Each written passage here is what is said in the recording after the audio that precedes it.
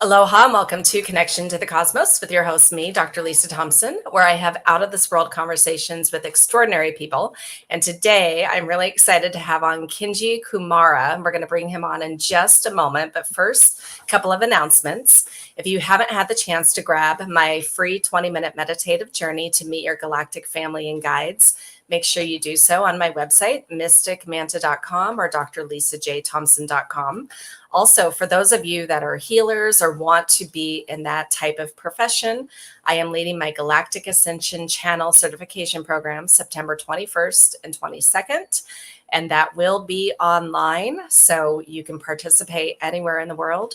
And again, information on my website about that. And then I am also hosting my Galactic Experience Retreat here on the Big Island of Hawaii, October 2nd to the 6th. So I'd love to have you come and join me for a deep dive into all things galactic.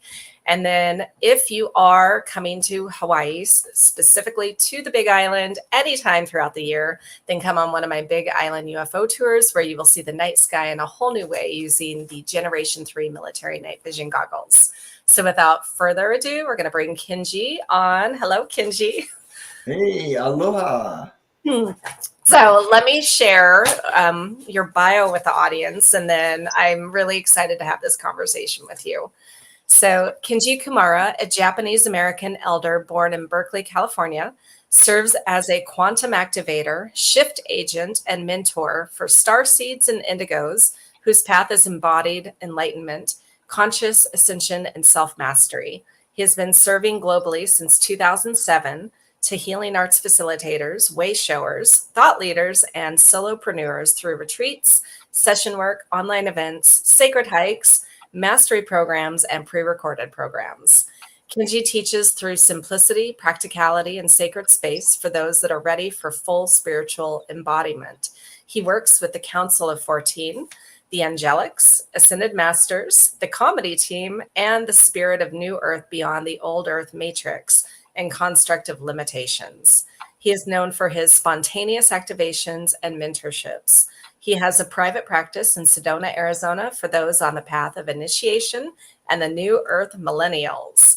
Well, this is right up my alley. And I identify as a starseed and an indigo and all of those things. So I would love, before we get into the conversation of that, how you grew up, like spiritual, religious, something else, so that we can understand your journey into getting into this kind of work. Oh, okie dokie.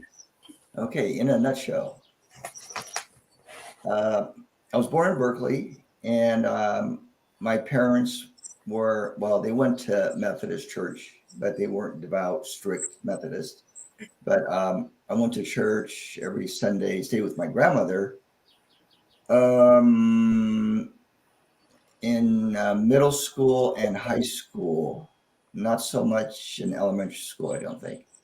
But I think the reason for that was I was real close to my grandmother as opposed to my parents, although she didn't speak English and I didn't speak Japanese. So we had to do this telepathic thing, automatically. You know how grandkids and grandparents do that kind of thing. So we did that. And, she was a fabulous cook. And I used to take naps after coming to church at her house before my dad would come pick me up to go home.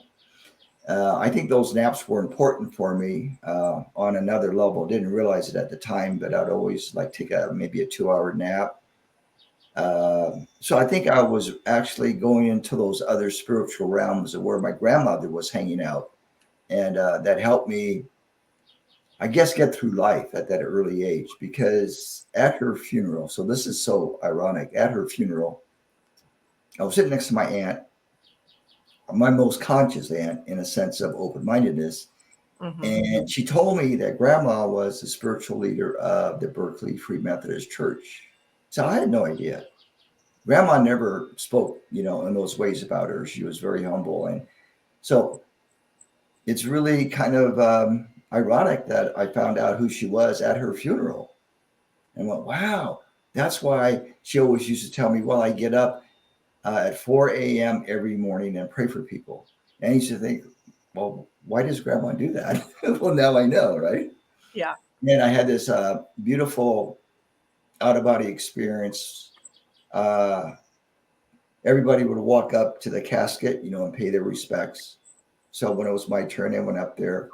And I didn't look in the casket because I didn't want to see an image embedded in my mind of like this dead body that's all made up with makeup and stuff, right?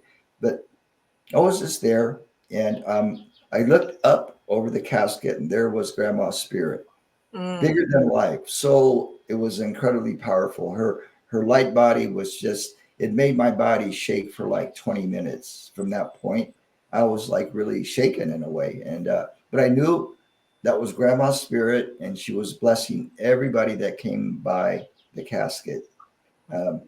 It was like she told me that in a thought, but I also understood that's what she was doing.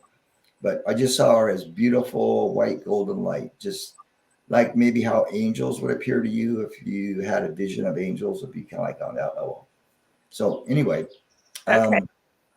so I wasn't strict churchgoer. In fact, I was like the opposite. I was like the rebel growing up. But I had decided, I guess, early on when I began to think about teaching that my approach would be universal. So I could talk to anybody from any church, or agnostics or atheists or light workers or non-believers.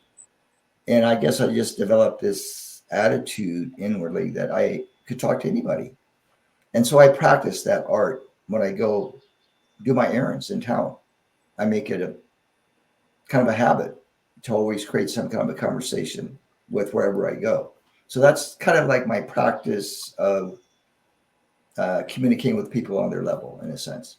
Beautiful. So Yeah. how old were you when your grandmother passed? Let me see. I was just graduated from college with my master's, so was 31. Okay. So then, No, 30, I'm sorry, 33. okay. So then obviously you had a different path career wise before being this spiritual leader and teacher. So how did you transition? Like, what were you doing in school, and what did you get your master's in? And then how did you decide to transition to this new field? Okay, since I was kind of like a rebel and kind of like, didn't fit in, and, always got in trouble because I would be channeling the comedy team at an early age, and like I would get in trouble for that. Did you Like know? school, Do you like in know that you school. were channeling? Huh? Did you know that you were channeling when you were doing that? In retrospect, yes, but then no. Not Okay. then, but yeah, in retrospect, yeah. Because I was very spontaneous, and yeah, the comedy team was with me at an early age. Starting in elementary school, actually. I was a class clown or the funny guy. Okay. But I got in trouble for that Yeah. because the teachers, they didn't want the whole class to like be laughing. Right. Okay. So you're channeling the comedy team. And so then, yeah, tell me about college and grad school and what you were trying to focus on in that part of your life. Well, it took me 10 years to get my master's, which was a long time, but Yes. I was able to do it through the GI Bill. So thank the government for that, the many benefits that the government gives us vets. Um, I got into early childhood because I was told early on that I'd be working with kids. Hmm. But ironically, I haven't up to this point, believe it or not, I haven't.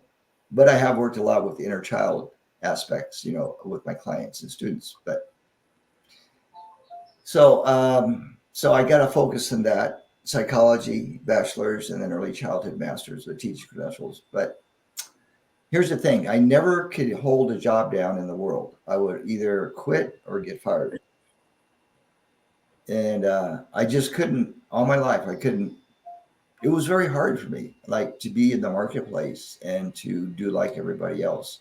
And the reason why I went into the Air Force out of high school was I didn't want to get drafted and possibly go to Vietnam and shoot up people because that's what was happening with my friends that were graduating then. And I didn't know what I wanted to do, and I didn't think I was smart enough to go to college, so I joined the Air Force right out of high school. So that was culture shock, like age 18, just turned 18, and here I am in the Air Force, and they shaved my head. to lose my identity, right, psychologically. Right. I suffered for 4 years, but I'm happy that I survived the Air Force. Didn't learn much, but here's the thing: what I've done, I've in my work, I apply what I've learned in my life. Mm. So the work is always very practical. It's always very grounded, and so we take these expanded levels of awareness and we do our best to embody it and then ground it into everyday life so that we heal the split between, oh, I'm meditating, oh, I'm having this quantum experience now, and then I got to go shopping. So we are dissolving that like sense of like division or separation so that it becomes one, so that we live what we meditate and what we experience in our meditation or our prayers. Okay. So how did you then get into, in 2007, the work that you are now continuing to do? Well, actually, it started a long time ago, but on a regular basis, it started about that. So here's what I like to share with people. This guy calls me up from Santa Fe out of the blue, and I asked him how he got my phone number. And he goes, "Oh, someone that I know sent me one of your newsletters." And I guess I had my phone number in there. So he called me and then asked me if I could come to Santa Fe to teach. And I thought, well, let's see. No one's ever asked me that, but of course I could do that. So I went. He sponsored me on about 3 or 4 trips to Santa Fe, which led me, Taos, and then led me to Santa Fe, where we worked Santa Fe for a couple of years, like 3 or 4 times a year for a couple of years. So that's kind of how it started, where I became kind of visible to communities outside of where I was living in Seattle.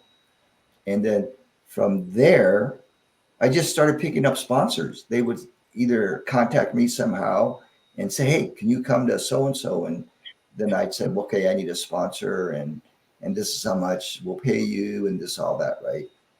So one sponsor led to another, which led to another, which led me to many states, Canada, Hawaii, Australia, to teach.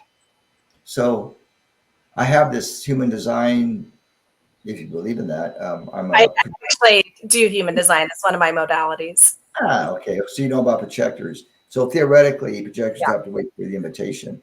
I Yeah. found that it's pretty accurate actually in my life. That when I get an invitation and I say yes to it, Hmm. it works out. If I try to create something like a big project on my own and then work out. Yeah. I I understand. I am a generator myself, but yes. So I I learned about 10 years ago about that, and that I have to wait for the opportunities to cross my path rather Yeah. than trying to make stuff happen. So yeah, Yeah. it's work. Well, okay. So we've got a windy path here. So you're focused in early education and psychology. You were in the Air Force. Somehow you started teaching spiritual topics. So did you have some massive awakening, or how did all of that come to fruition in terms of you I starting? think here's maybe what's unique about my life. Well, we all have unique lives. Yeah. I never studied how to teach. But when I've studied with teachers, I would always be aware of how not to teach. Like, okay, don't do that. Even though they did that, you don't need to do that, right? So I Yeah. learned what not to do in teaching people in creating a group format or intensive format. But my work, I decided early on that I don't want to copy people because we Hmm. have a copycat society, as you know. Yeah. That I wanted to bring through uniquely whatever gifts, whatever wisdom that I have learned on my own. I'm not going to copy somebody else's technique, approach, talk like they do, act like they do, and all that kind of stuff. I just wanted to be unique to me. So I set that intentional space in the very beginning. Um,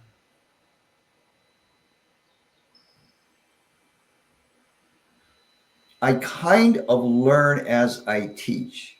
So nobody taught me how to channel, so to speak. But since I've done that since early on, and now I know what that feels like, obviously I'm bringing through my innate knowingness of how to just be open spontaneously and bringing forth the information.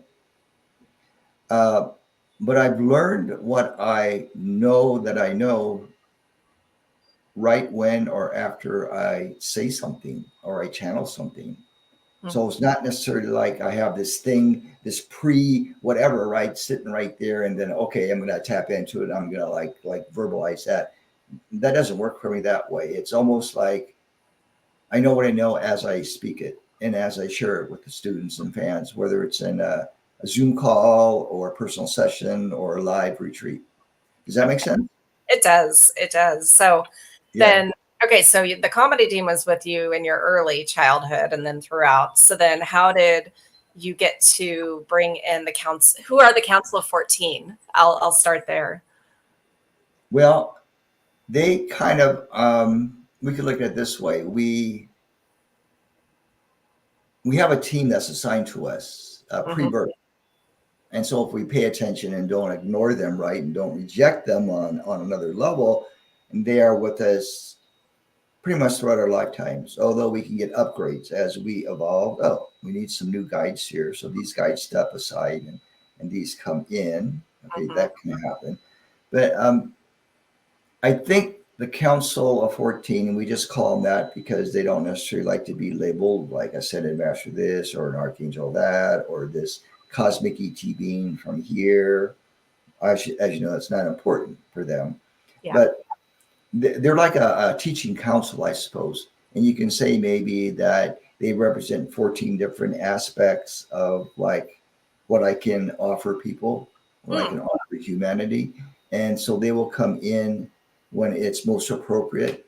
So I always don't work with the same aspect of that council every time. It's like, so for this fireside chat deal here we're doing, so there's a certain aspect that's coming through that creates a, how should we say, just a cozy atmosphere. We can just chat back and forth and like, talk story, as they say in Hawaii, talk story. Yeah. Yes. So we have that part of the comedy team, the talk story team. Yeah. Okay. Well, so Well, how they come through is they make you laugh and giggle. That's the sign that they're here, they're present. Yeah, don't take things so seriously, that level. yeah.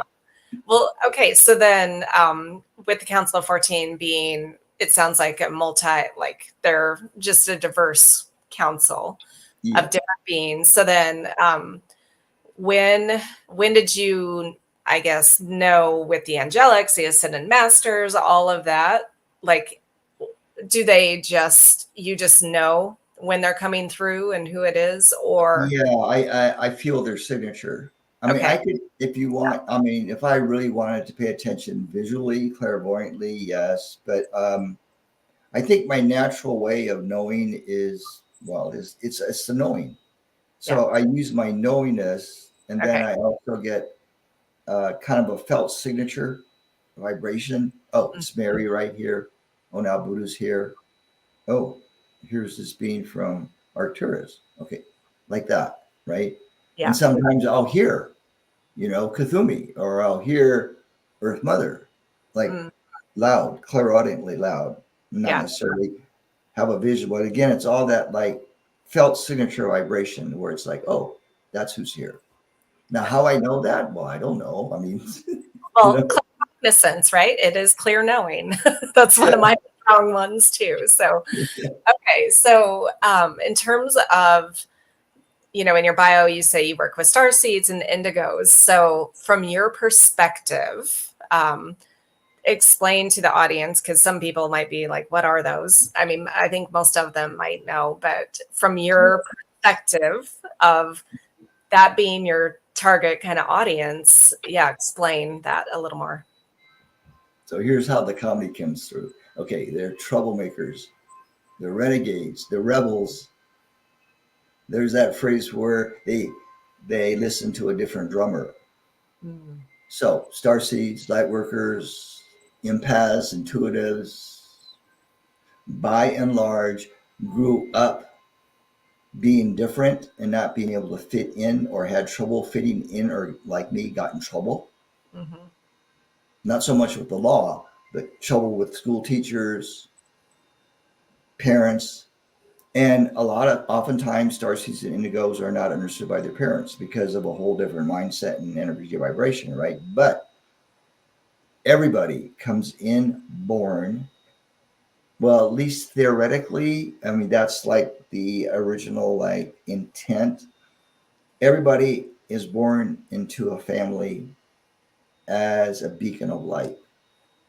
Now, to what degree they stay open as a beacon of light, growing up as a baby, as a toddler, that depends on each of the family units that they chose to be born into, which was usually dysfunctional for a divine purpose of helping to enlighten the parents. Mm. So we came in as teachers for our parents Mm-hmm. until I guess we shut down. And then that's a whole nother ball game, right? That's then we kind of got forced into a different matrix in a sense, and then had to go into struggle like everybody else. Those fortunate ones, those rare ones that were never abused growing up, had loving parents. The parents said you can be anybody you want to be. We love you. We support you no matter what you do in your life. That's very rare, but there are beings that chose those parents for that particular reason. But we all came in, as you know, to learn whatever we felt we needed to learn, I guess, about love and communication and truth. Mm. I'm Yeah. kind of a truth bearer. Uh, Not that I like to push buttons, but the current teachings that we're offering now is about who you are in truth and love. Because when you get that, I think everything else falls in place. Mm. The Yeah. healing of the body, your emotional restructuring, all of that. So if we go like the phrase, seek ye first the kingdom of heaven, and all things shall be granted unto thee. So I remember that. Yeshua's teachings, of course, and Mary's, of course. You can't go wrong. Mm. If that's what you seek primarily first, right? So that means that we have to go within every day and we have to tap that energy, or else when we go and work with other people, we give away our power to healers, body workers, energy Mm. workers, channelers, psychics, human design teachers, whatever, right? Right. So it's always we kind of remind people. I guess I'm like a reminder for people.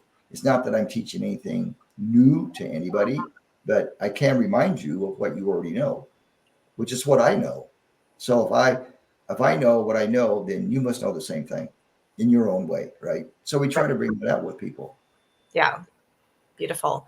So, in terms of the starseed piece, like, what is your connection with higher dimensional extraterrestrials and things of that nature? Well, being eclectic, because I always kind of felt like I was an eclectic kind of a person, Mm-hmm. universal eclectic approach, no set way to do this.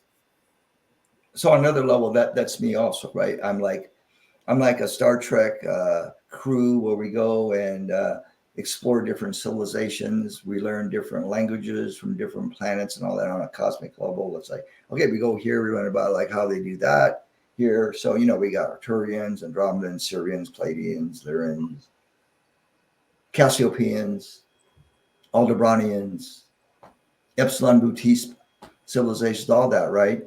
And like for the Earth, about like, oh, Australia. Okay, it's a particular mindset. Aborigines. Oh, yes, I've been them. Yes. Mm-hmm. Canada. Like, oh, yeah, this reminds me of this and that. Indigenous First Nation people, the Southwest Americans, the indigenous here. That's why I think I'm here in Sedona. I have a really strong, like Hopi, Anasazi, Navajo kind of affinity, right? Mm. Love the high desert and red rock formations. Mm-hmm. Hawaii, of course. Yeah, Lemurian all the way. Yeah, it's like so. I've tried in my life to kind of like get to know cultures, and like I grew up in a black neighborhood in Berkeley, California, so learning to talk to black people, Mm-hmm. learning to talk to Mexicans, Chicanos, whatever you want to call them now. You know, people from Vietnam. Now, by the way, they're great hair cutters. The Vietnamese, they love to cut hair, and they're very good. You learn these things, because you talk to them. You get where are you going to talk? Yeah, talk to your hair cutter. Like, where were you born? And how come you came here? And what does your husband do? And so I'm kind of one of the guys that I like to create. I think I got that from my dad. Actually, my dad used to work as a checker. What we called them back then, a checker, at a grocery store in Berkeley. Mm. On Sundays, I used to sometimes he would take me to work, and I would just kind of watch him do his checkout with the customers. But what I always remember is he would always talk to people. Maybe that's where I got my, let's say, it doesn't bother me to create conversations with people. Okay. And I think maybe seeing my dad just openly talk with all the customers that went through the line. Well, I guess he exemplified, hey, this is how you can talk to people, right? Yeah. Anybody, because you're checking out their food and whatever they're buying, and you create a conversation. Mom was kind of like the total. She was kind of like more the silent psychic in the family. My dad was pretty outgoing. Okay. Well, so your family, then your parents, when you started doing this work, like were they still alive and were they accepting and open to what you do? They kind of went the Christian thing, Okay. because they got influenced by the church pastor to convert more. Hmm. My dad was really open at one point, and then in the mid-70s, he just kind of turned around and started to go more conservative. But he was pretty open-minded up to that point in the mid-70s. Mom, I'm not sure because she didn't ever talk a lot, but she was always very loving and supportive. But they always felt I was a failure. So here's the irony again. Here's another irony in my life. So they pass on, and I'm sure in their later years, they saw me as not successful, even though I was doing this so-called healing work, but maybe I wasn't really successful. They didn't think I was successful. In other words, Okay. I didn't live up to the family image of, right, Yeah. all that, right? So, and being a rebel, of course, that didn't help on that level with them anyway. So I'm teaching in Santa Fe in, was it 2008? And all of a sudden, I notice in the corner of the room are my parents. Energetically, they're sitting there like they're like sitting in the balcony in a theater, kind of like I got the feeling. And it was just two of them, and they were watching me teach. And my mom nudged my dad with her elbow, and she said, "See, look, he can do it. He's doing it." So that was my acknowledgement that they saw who I was and what I can do from the other side many years after they made transition. Yeah. Well, and what I guess beautiful confirmation. And I've had similar experiences where my grandmother, who was very religious when she was alive, from the other side came through and was like, I keep doing what you're doing, basically. Stay Yeah. your path. I was not right in what I understood. Yeah. Yeah. And my most recent husband, when he passed away, same. Like he was kind of on the fence about spirituality and about what I do. And he came through very strongly and was like, keep going because what you understand is real. So It's amazing how that works, huh? They don't get us here, but then on the other side, they get us. yeah, absolutely. Um, so how do you actually work with your clients? Like who comes to you and how do you love working with people? Um, So normally when people come for a session, they have to fill out a client intake form. Okay. I got that idea from the ARE way back in the 1980s when I was a trigger body worker at Canyon Ranch in Tucson to do client intake forms. So I kind of copied kind of how their form looked. Mm-hmm. And I think they did call it a client intake form. I thought, well, it's kind of traditional, kind of a title, but it's appropriate. Let's just use that for a long time. So that's what I do. So there's these questions that I ask that are very unusual. Like doctors do not ask this kind of questions in their intake form, or chiropractors or massage therapists or anybody, except the ARE. But I even modified it and I got it really more esoteric. And so one of the questions is, so what is your highest spiritual aspirations? Oh, besides, what is your greatest fear? Those are two good things I have on the form that I love, and because I love reading the responses, and people are always very honest when they fill it out. Some people say, hey, God, I had a life review, filling out that form before the session. Hey, that's great because that's kind of like what it can do as well, right? Yeah. They always say enlightenment. Every one of them that says my highest spiritual goal is enlightenment. Mm. So they come to me believing or thinking that I can help them with that. And I do my best to do that. But then again, we always say, you got to do your homework. You got to do your practice. It's not like how the current generation of 20 something people want instant gratification on whatever level, right? You can't just like go to a weekend seminar and think you're going to get enlightened. Well, you may have an enlightening experience, but you got to work on it, right? How are you going to integrate it? You can't teach all this stuff in like a weekend thing, right? It's like, ooh. And I think that's the hardest thing for my clients to really get. It's like, oh, it's homework. It's homework. He wants me to do this to improve the benefits of our session. Well, they may do it or they may not, but we always offer follow-up so that people can integrate it. And they're not heavy assignments. They're actually fun assignments. Like go out in nature and talk to trees.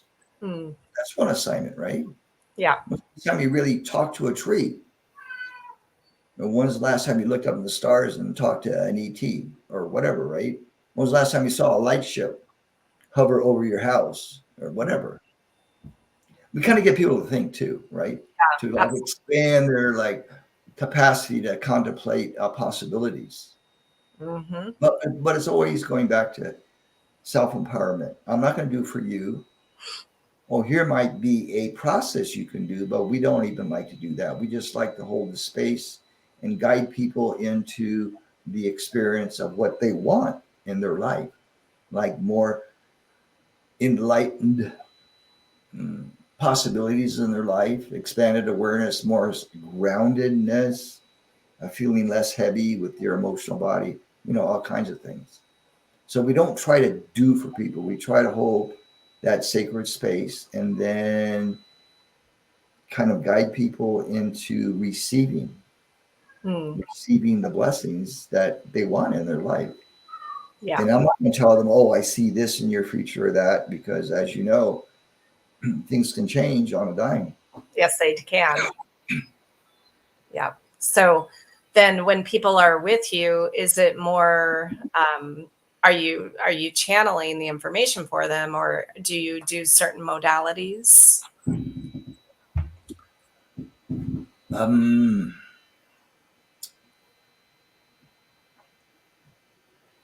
So if a person came and say, hey, Kenji, I have this block and I just, I want to get my business really going. I'm really committed to my spiritual work and I just feel like I'm stuck.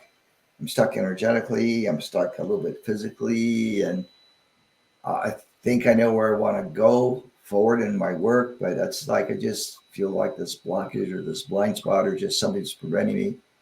And then, so after they share that, then I just open my mouth and start talking. Okay. Basically, I trust whatever's going to come out because I don't pre-see it. I don't pre-think it. I don't pre-hear it. Although it's funny when when I used to teach the work quantum light weaving, we would guide people into an activation that would empower them to do the so-called processes or techniques that we were showing them. Mm-hmm. And they would get the experience just before I would say it. Oftentimes they would say, just before you said that, I saw that.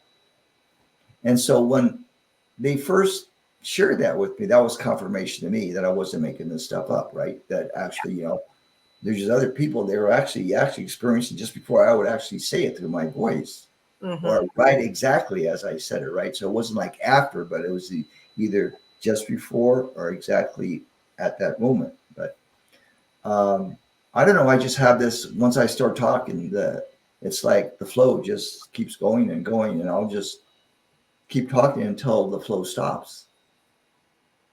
Okay. Beautiful.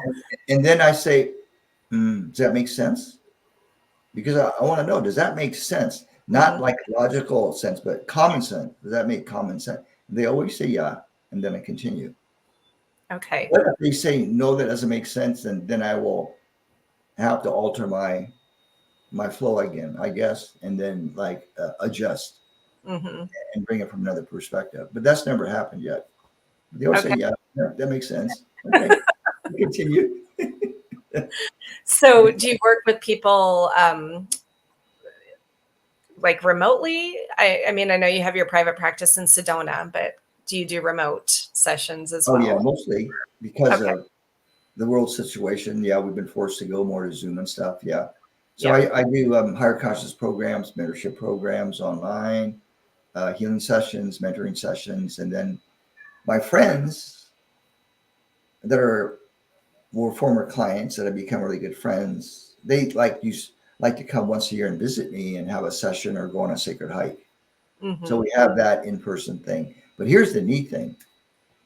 Uh, my friend Kimberly Meredith, who's I just call it a Holy Spirit teacher from Holy Spirit healer from Southern California.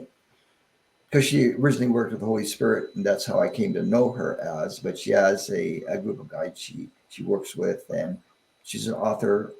And she asked me if I want to do a retreat in Sedona. Mm. See, so that's the invitation, right? For me, the projector. And I'm Right. like, wow, yeah, I like that idea.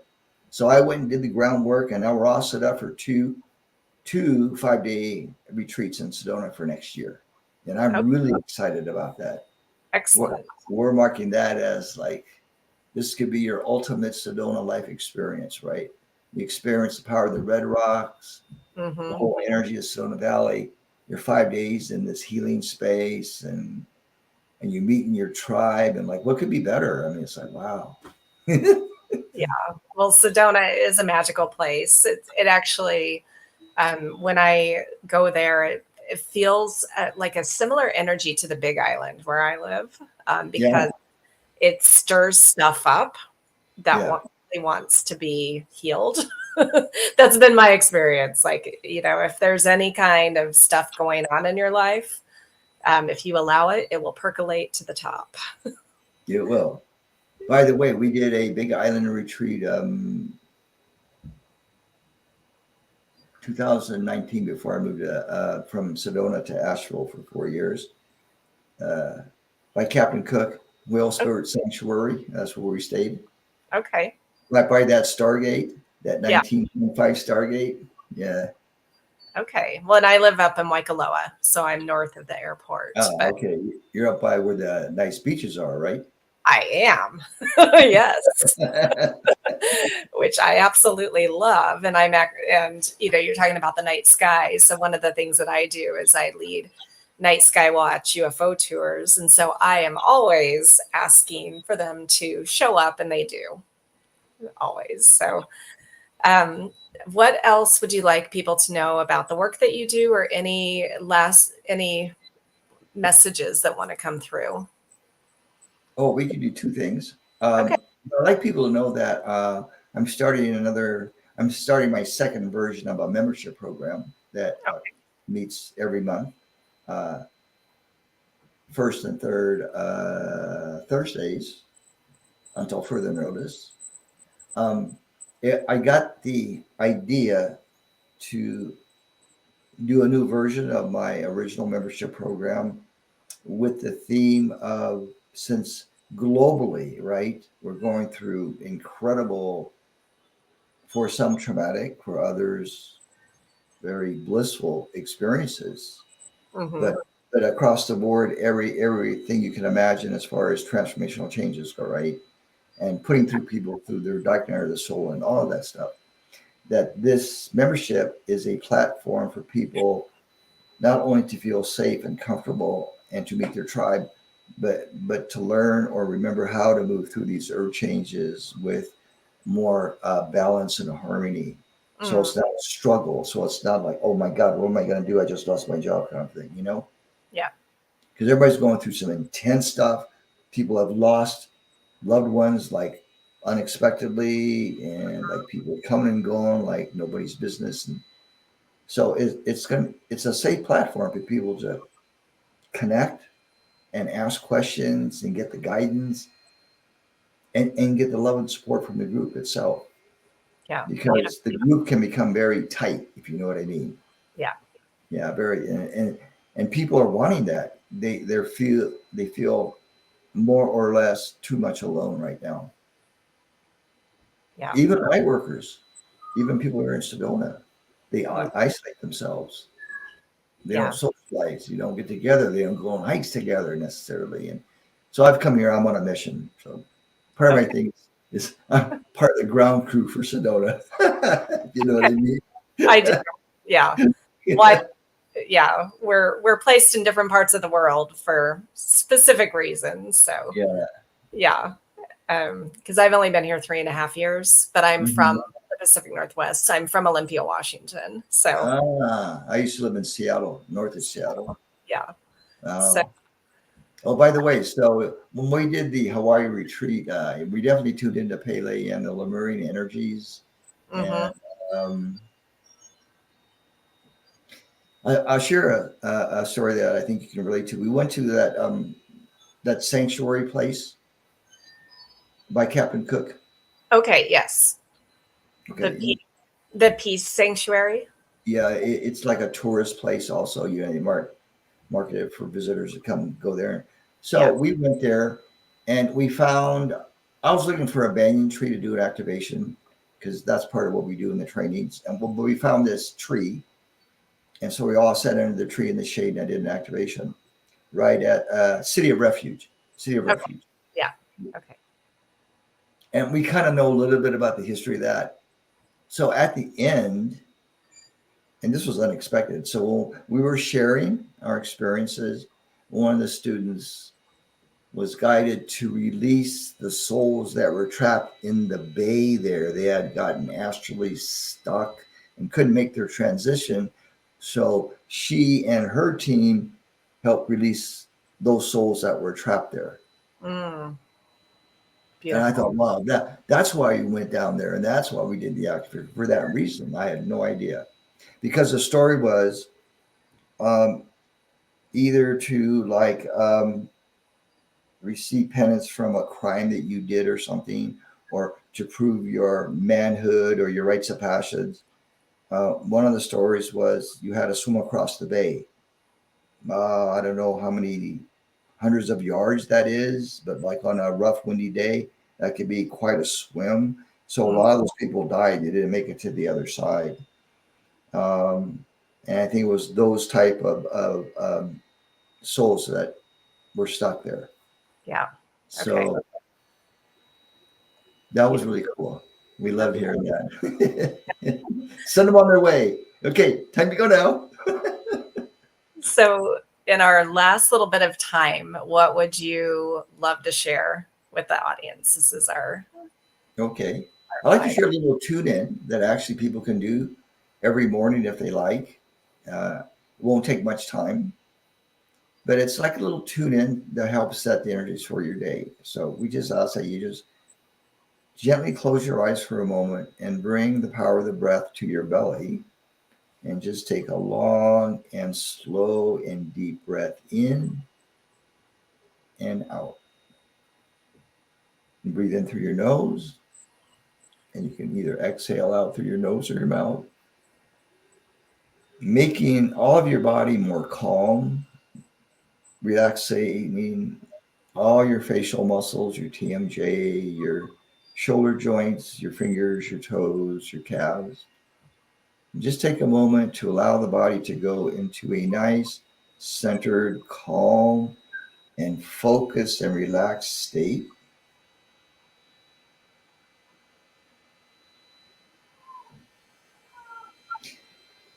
And just tune in now to that sacred space within your heart, which can be part of your soul essence, which is part of your I am presence essence, which is part of your God essence, which is part of New Earth Gaia essence. And just simply ask from the higher parts of you, show me this day. Show me how to do this day. Bring to me those that I need to connect up with from my soul group.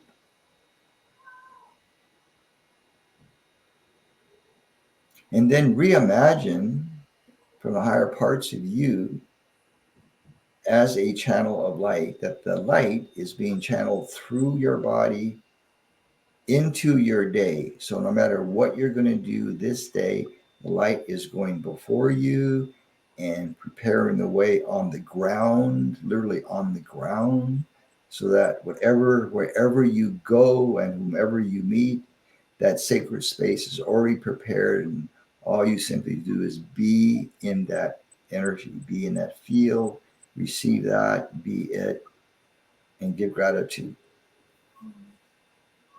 And then come back to the body. Take one more slow and long deep breath in and out.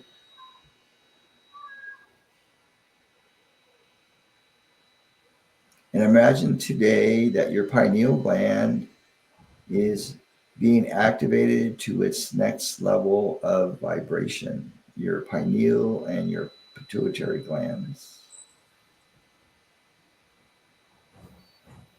Okay. And then we usually suggest people sip some water after they come out of meditation. Beautiful. Thank you so much for leading us through that. You're welcome. Well, so how do people find you? What's your website and what socials are you on? Well, they have to go to Venus first. Okay, everyone go to Venus. Yeah. Check in there to find out where Kenji is today. And then you can go to Arcturus. If you're not sure, then you can go to Arcturus, check in there. They know where I am. Otherwise, they can go to the physical plane and just type in kenjikumara.com. And everything's there. My new offerings, my blog articles, my videos, my offerings, membership, all that stuff is there. Okay, beautiful. Except our pop-up window to join our email list. That feature disappeared again on its own for about the 18th time. So you can't quite sign up for our email list yet until that's restored. Okay. It just quits on its own. It disappears on its own. Tech issues, yeah. Well, Kenji, it's been a real pleasure to have you on, and thank you so much for being here. And for those that are watching or listening, thank you so much as always, and I'll see you next time on Connection to the Cosmos. Aloha.